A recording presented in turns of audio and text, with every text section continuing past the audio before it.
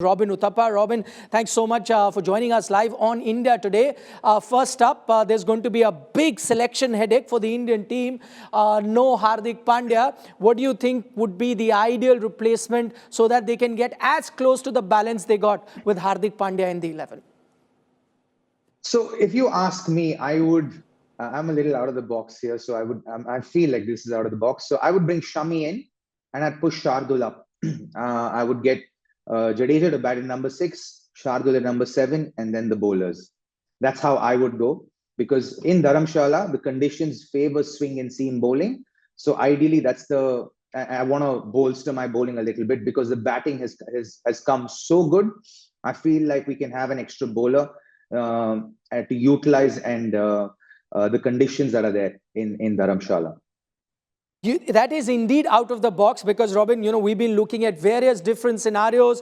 Folks of the opinion, somebody says bring in an Ishan Kishan or a Surya Kumar Yadav for the balance. Then you could stay with a Shardul or bring in a Shami, but make 2 changes. But I like what Robin has also said because it's completely out of the box, very left field, where he says keep Shardul as well as bring in a Mohammad Shami. But the only problem with that, Robin, is that we've seen the Indian team really wanting some sort of batting at number 8, but if you go with this, then your batting is still 6, where Jadeja is 6. Not too certain about how much Shardul can contribute with the bat at 7, and then of course 8 your tail starts. Do you think your idea is well taken? Do you think the Indian team would want to gamble? Because we've seen them, in the matches before this, always wanting some sort of a batting cushion at number 8. See, either ways, it's going to be in a way where you're going to miss out that all-rounder, right? So you want to be able to, and Ashwin, how useful is he going to be in these conditions? I wouldn't suspect he'd be too useful. I think the grounds are slightly small as well, but the conditions also favor fast bowlers. So you want to have that. So if you go with an extra batter, you're going to have a bowler short, because you have to understand if one bowler has a bad day, there's no room, there's no hiding anymore. So you want to have that cushion, especially in a small ground, especially say if you're bowling second, if you're defending a score.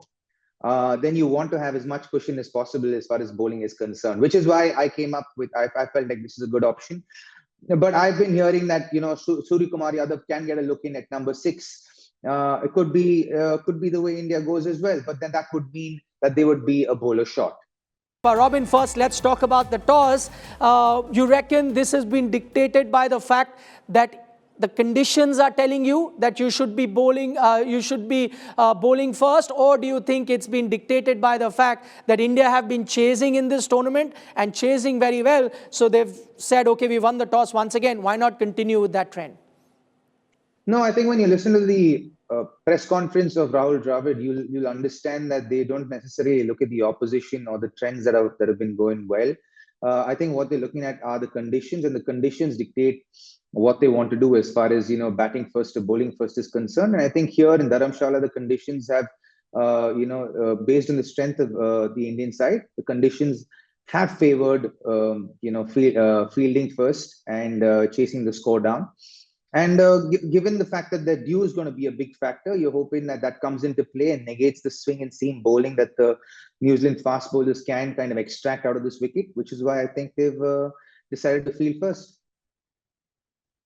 Robin, when you look at the record here in Dharamshala, you do see that teams that have chased a total here have ended up on the winning side more often than the teams that have batted first. But just the one threat you might have, under the lights, that first 10, 12 overs, the ball might do a bit, especially also with the conditions and the high altitude that you'd be playing in.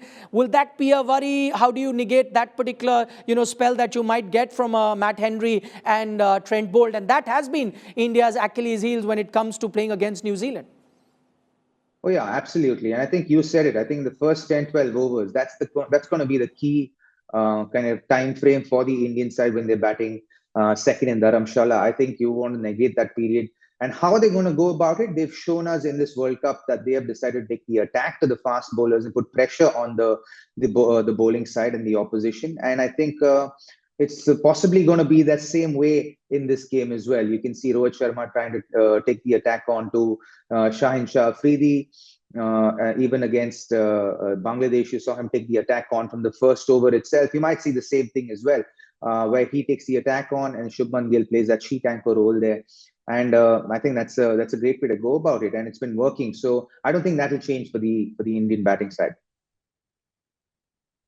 Right, okay, that is something that the Indian team might look to do, as Robin is pointing out. How do you negate that threat with the new ball from New Zealand? But that's something that the Indian team will worry a little later. But first, Robin, what do you make of the two changes? This was, as I said, you came up with a left field sort of a selection in terms of what India should do. But would you say India has gone with the safer option, the option that will give them that balance in batting and bowling?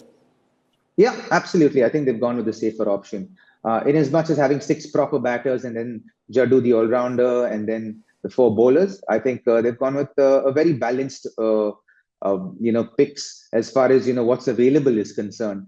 And I think it's a formidable side. Yeah? I mean, look at it. You have Surya Kumar Yadav at number 6 playing that finisher's role along with Jadeja. I think that's awesome. And I think Shami getting a game in, and I think for him to get a game in Dharamshala could have been the best thing you could have asked for Shami, because in seeming conditions, the guy is more than a handful. He is a bucket full of work to work out for as far as batting is concerned. Oh, well, absolutely, absolutely loves his batting, as Robin is pointing out. But Robin, I'm telling you personally, I'm very excited to see this trio of fast bowlers playing for India, because quite often we've spoken about, how other teams come in with this great group of fast bowlers. For once, you will have 3 out-and-out fast bowlers, the bowlers that the rest of the world sometimes fear. Are you also excited with the prospect of the first time seeing these 3 played together? I heard from Matthew Hayden, he had that typical Australian attitude the other day in an interview where he said, listen, if I was the captain, I would play 3 of them every time to scare the opposition. We are talking about how the Indian batters are going to deal with the New Zealand fast bowlers. How should the New Zealand batters be, playing against these 3 Indian fast bowlers? I honestly think we instill enough fear in all the oppositions that we play against with our batting. We don't need to do it from both ends, especially when you have bowlers of that caliber. You want to look after them in a tournament like the World Cup. You don't want to use all of them at all the time, because you have to understand the longevity of the tournament. You want to make sure everyone's fit, especially the back end of the tournament, because the front end doesn't really matter so much. Only till as far as momentum is concerned, it's important. But once you get the momentum, once you've gotten into that place, you want to look after your players, you use them in the back end. But I certainly feel like having these 3, and you knew at some point all the 3 of them were going to play. And when they were going to play, it was going to look really formidable. And I think there is no better venue in India to play the 3 of them together than Dharamshala. So I'm really happy that all 3 of them are playing in Dharamshala, and it's going to be a mouth-watering contest for the Indian fast bowlers against these New Zealand batters. And these New Zealand batters are in some proper touch. So it's going to be a keen battle to observe from the outside. What is it, by the way, from your end, I'd love to know, what is it about New Zealand that India have found it difficult in the last 2 decades to beat them in a big tournament like an ICC tournament? Well, I think one of the things that has worked in New Zealand's favor is the fact that they are such a low-profile side. And so when you're gearing up for a game against New Zealand, you're like, okay, let's go there and put our best foot forward. And there's they kind of fly under the radar, and you don't necessarily kind of hype that matchup. There's no hype from the outside as well. At least in the past, when I've played against New Zealand in the World Cup game, the hype wasn't as much. So I think that makes it feel like it's an important game, but not the most important game. And I think this if you see the stats also on the records that New Zealand has done so well against India, has flown under the radar for so long. And I think that's happened till the 2019 World Cup. I think the people noticed by the time the 2019 World Cup came around that, hey, we've not really done well against New Zealand. And we don't really know why, honestly. If you look it down at the stats and look down at how the matches have gone, it's not like we played badly. We played fairly well, but they've played better than us. And I think they've got something on us as far as the ICC tournaments are concerned. And I think it's time to correct course now. And I think this team wants to do that. Okay, we already have one dashing Robin Uthappa on the show. Now it's got a double treat. Another dashing, all-rounder in Suresh Raina joins us live in the studio. Suresh, firstly, I'd love to know your reaction about the playing 11. India has made 2 changes. As Robin pointed out, that seems to be the safe option. You get in a Surya, you get in a Mohammad Shami. Do you think they've made the right call?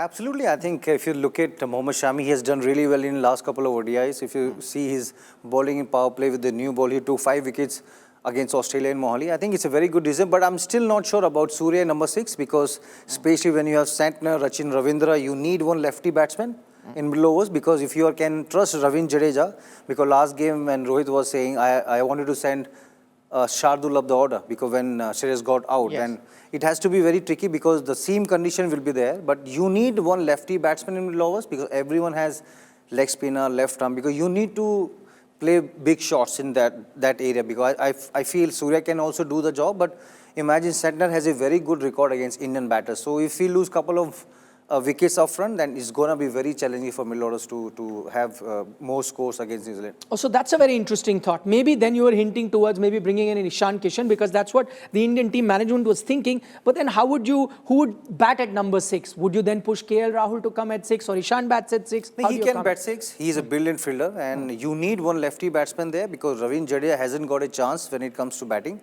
But this is the quarterfinal game. In this tournament, you don't have a quarterfinal game, but both teams are playing really, really good cricket. But they need to find out if, imagine, New Zealand scored 350 today. The grounds are very small because Matt Henry is a gun bowler. He has always troubled Indian batters as well as Ferguson. But Bolt has a swing, but Santner will always bowl in power play also. So they have a lot of challenges against this bowling lineup. They need to find out who can attack. Rohit Sharma will take his time because he loves to play aggressive shot because he missed out his 100 last game. Virat Kohli and KL, they both play the same sort of a game. But you need a one attacking batter. Hardik we don't have because he play big shot. Can Surya Kumar do that for us today? It will be wonderful to see him. But he's in very good form. But Rahul Bhai said yesterday in press conference, if something goes wrong up, we need to send Ishan up the order. But I think Ishan can do it because he has done it in Asia Cup when we were struggling in Pakistan. He scored a brilliant 85. So let's see. Hope for the best for India.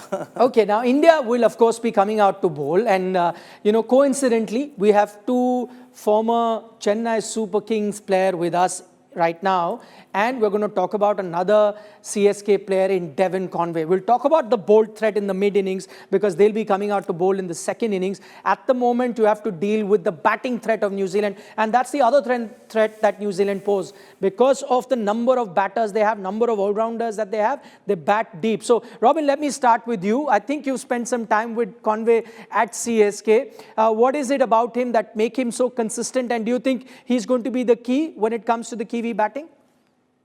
Well, I think as far as the start is concerned, he's going to be the key. Him and for me, Rachin Ravindra as well. For me, Rachin someone who stood out. But as far as Devon Conway is concerned, he's someone who's has been in very good form. His thinking is very simple. He wants to get the team off to a good start. He gives the respect to the bowlers in the initial 3 or 4, 5 overs, and then he takes understands the nature of the wicket, and then he moves forward with his batting.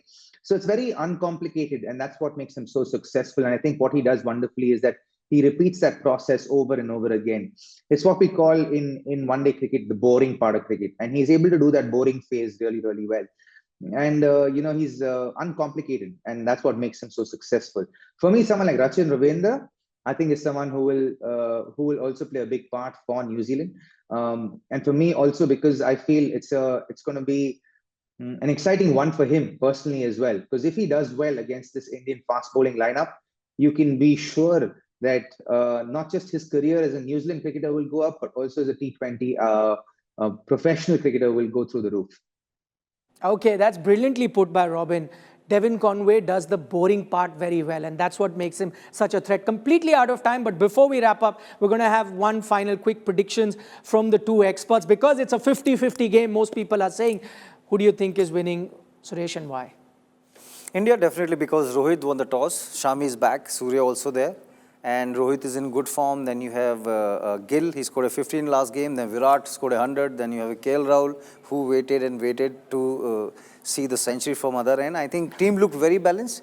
But I'm still worried about that lefty combination because Rachin Ravindra and Santner might bowl in power play.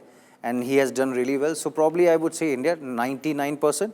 But they need to figure out how they're going to score runs in middle overs. Okay, he's gone with India. Robin, quickly from you, India, New Zealand, who has the edge? I'd say it's 50-50 to be very honest, but I want India to break this trend for sure. So I'm going to go with India.